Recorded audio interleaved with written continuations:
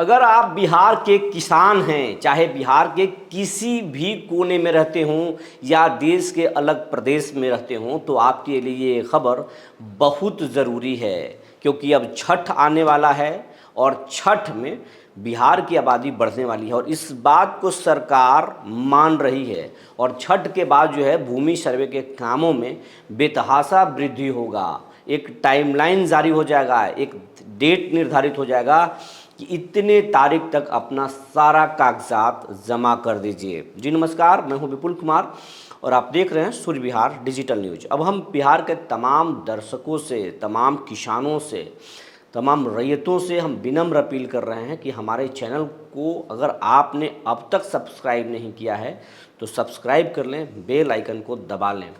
ऐसा करने से आपको कोई मेहनत और पैसा नहीं लगता है, लेकिन आपके एक छोटे से सहयोग से इस चैनल को बड़ा होने में मदद मिलेगा। अब हम किसानों को ये बताना चाहते हैं कि अगर आप वंशावली को लेकर या पुराने केवाला को लेकर के लापरवाह हैं, खतियान को लेकर लापरवाह हैं या फिर भूमि सर्वे को लेकर के अगर आप लापरवाह हैं तो अपनी लापरवाही को छोड़ दीजिए और छठ के बाद आप तैयार हो जाइए सर्वे कराने के लिए। अगर आप छठ के बाद लापरवाही करेंगे तो ये लापरवाही आप पर भारी पड़ेगा, क्योंकि सरकार जो है अब के पाठक को बड़ी जिम्मेवारी देने वाली है। थोड़ा हल्का हल्का उनको जिम्मेवारी दी भी गई है। तो के पाठक किस तरीके के अधिकारी हैं, कैसे काम करते हैं, उनका अंदाज़ क्या है, यह आप भली भांति जानते हैं। के पाठक 1 साल पहले शिक्षा विभाग में आए और शिक्षा विभाग में किस तरीके से उन्होंने बदलाव किया, किस तरीके से आनन फानन में सब कुछ बदल दिया। जो शिक्षक स्कूल नहीं पहुंचते थे वो स्कूल पहुंचने लगे और फिर कैसे जो स्कूल में जर्जर भवन को कैसे उन्होंने ठीक कराया, ये आपसे छिपी हुई नहीं है। वो अलग अंदाज से काम करते हैं और अब जो है सरकार जो है के पाठक को बड़ी जिम्मेवारी देने जा रही है। हालांकि धीरे धीरे उनको जिम्मेवारी दी भी गई है, लेकिन अब उनको बड़ी जिम्मेवारी मिलने की बात आ रही है अंदर खाने से कि उनको बड़ी जिम्मेवारी दी जाएगी। और के पाठक पर ही नीतीश कुमार को भरोसा है कि यही आएंगे तो फिर भूमि सर्वे को सही समय पर करा पाएंगे।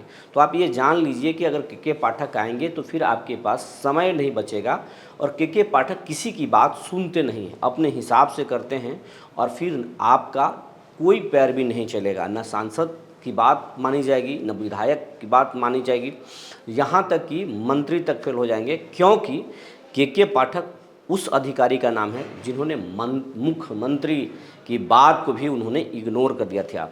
शीत ऋतु में पिछले साल ठंडी के दिनों में जो है स्कूल को नीतीश कुमार ने 10 से 4 करने का ऐलान किया था, लेकिन के पाठक ने नीतीश के बात को भी नज़रअंदाज कर दिया था। उन्होंने 9 से 3-4 ही स्कूल को रखा था।